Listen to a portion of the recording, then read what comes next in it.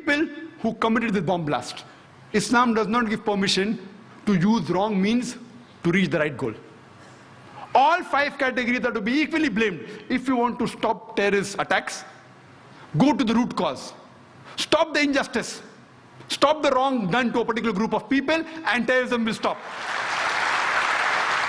It is difficult for the police to stop the bomb blast. We know, we understand. It's not easy, it's difficult. But to stop the riots, very easy. Same case. You see most of the riots that took place in India, they have the same sequence, same people are involved, the details may differ. Same group of people involved.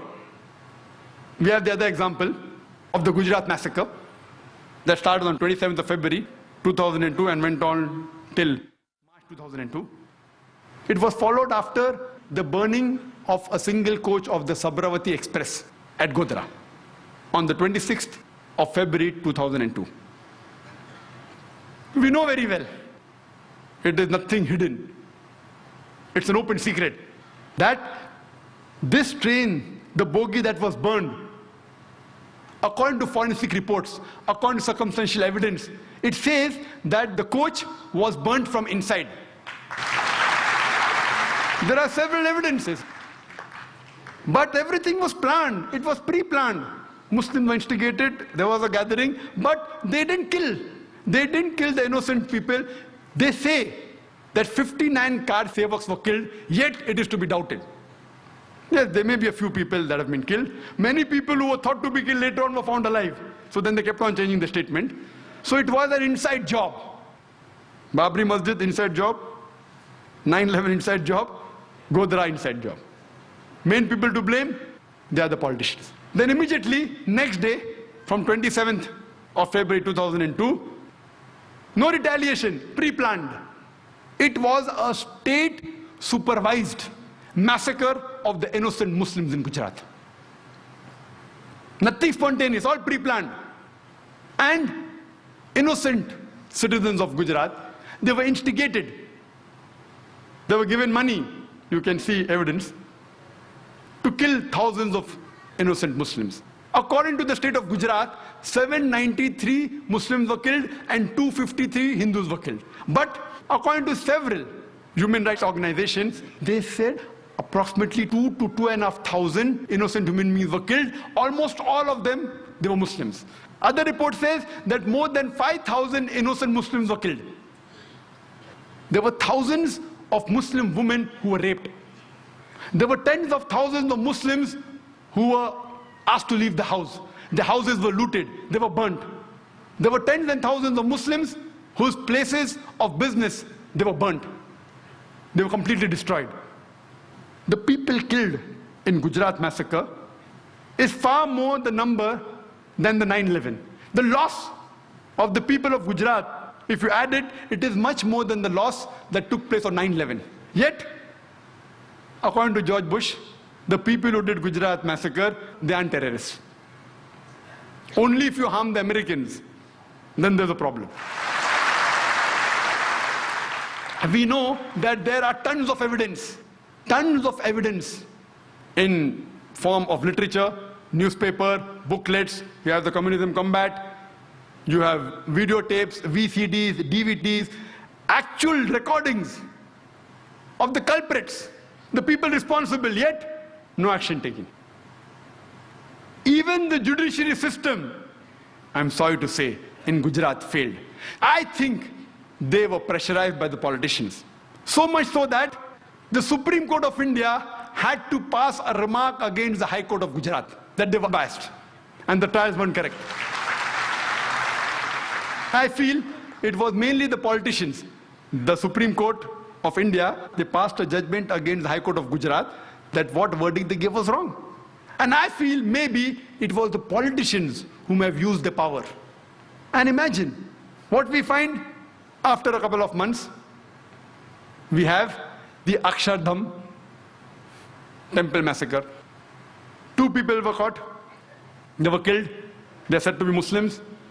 And the authorities said that these people killed so many people in the temple in revenge, in retaliation.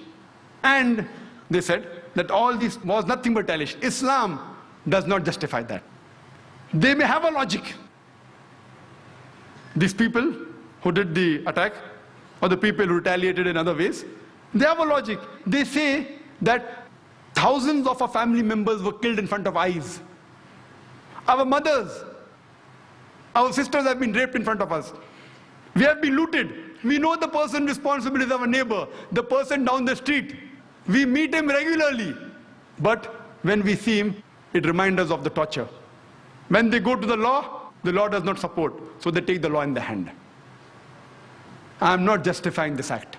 Islam doesn't permit you. They take the law in the hand and they kill other innocent human beings. Islam does not justify that. They have a justification. They say, our mothers have been raped. We know the culprit. They're in front of us. No one is taking action. So they take the law in the hand. If you really find the culprit and book him, and if he's caught, if you can do that, and punish him, Islam justifies. You can't kill any other innocent human being. Islam does not justify that. You cannot use a wrong mean to come at the right goal. However much you may have sympathy for them, but the point to be noted, Islamically, it is wrong. It's not justified. Killing innocent human beings. Imagine the hundreds of innocent human beings killed by these people in retaliation. They in turn become enemies of Islam. What wrong have they done? It is the same thing. The earlier people killed innocent Muslims. No, you kill innocent Hindus. It's not justified in Islam. If you can catch the culprit, book him, punish him, fine. But not any innocent human being. Later on the 11th of July, we have, in this year 2006, we have a series of bomb blasts in the train. 7 bomb blasts in the span of 11 minutes, in which more than 200 innocent human beings were killed. More than 800 were injured. The police and the authorities, they say, this too was in retaliation to the thousands of Muslims killed in Gujarat. The authorities say it is the hand of the LET, Lashkar-e-Toiba. If you look at the sequence of events, could this have been prevented? Easily. Who's responsible? Number one, those politicians who had planned the burning of the coach in the Sabarmati Express at Godhra. They are responsible. Number two, the people at the center government. They could have stopped it, but they belong to the same party, they don't know anything. Number three, the innocent citizens of Gujarat. They were instigated against the Muslims, and they fell in the trap. They too are responsible. Number four, the police of Gujarat could have easily prevented, they didn't do it. They are responsible. And we know from records that most of the places, it was done under the supervision of the police. If you see the commission report, they too are responsible. Number five, the judiciary system of Gujarat. They didn't take action. Number six, the people who retaliated in the wrong way. The people who did the bomb blast, Islam does not justify that. They too are equally responsible. All 6 categories of people are responsible. But if we can prevent the first category, the first few categories, surely you will not have these terrorist attacks. And we know that in the past 1 month, thousands of Muslims have been harassed, mainly by the police. The police says it is mainly the Muslims who have done it. It is the hand of the LET, Lashkar-e-Toiba. I say, if you can really identify them, catch the people who are involved, we have no objection. But you can't harass thousands of innocent Muslims. Hundreds of them were rounded up. Hundreds of Muslims, they were detained for days and weeks together. As Justice Suraj said, that hundreds of them, they had been rounded up, even their family was not informed. Imagine. And the thousands of innocent family members, they too have been harassed.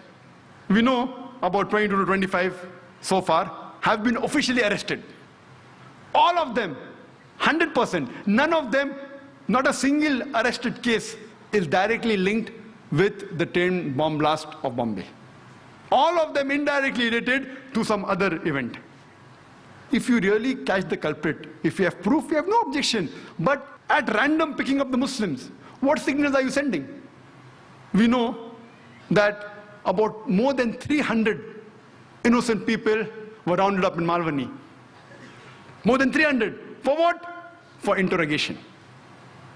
Any logical person will tell you that for interrogation, minimum, you at least require 3 or 4 policemen. If you want to do a proper interrogation, 1 policeman to threaten, 1 to have a soft approach, 1 to note down, maybe 1 to observe. At least 3, if not 4, minimum 3 for a proper interrogation. It takes minimum 1 or 2 hours. People, experts say 4 or 5 hours. I say minimum at least 1 or 2 hours. How many interrogation can you do? What is the manpower of the Bienvenue police station? What is the manpower? How many can they do in a day? 10, 20, 30, 40? How many? How many? What is the manpower? What is the force?